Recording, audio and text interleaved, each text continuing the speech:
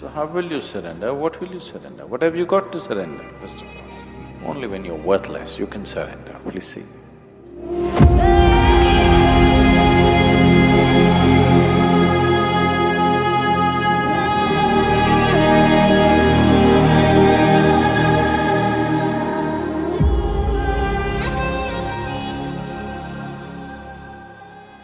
If you declare, I have surrendered, that's a horrible ego.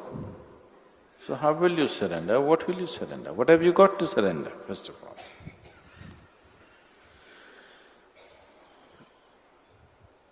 It is out of a certain realization that surrender happens. It's when you see that… See, these words are can be very misleading,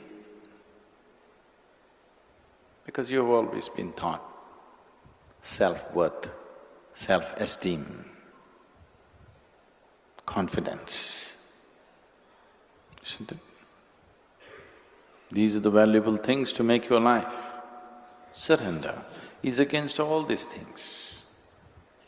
Only when you're worthless, you can surrender, please see. If you have self-worth, self-esteem, confidence, how to surrender? But can you live without confidence? Can you live without self-esteem or some sense of self-worth? Right now, no. See, I have no sense of self-esteem or self-worth. That's why any moment I'm willing to… if necessary, next moment I'm willing to go, because I don't think this is worth anything. Personally, I don't think this is worth anything, keeping this on.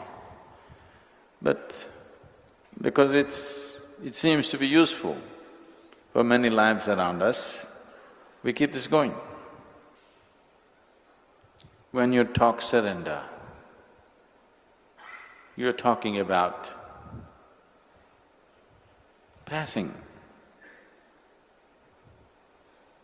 from the limitations of one dimension to another. You knocked your head on the wall sufficiently, now you understand that unless you become like thin air, you will not pass.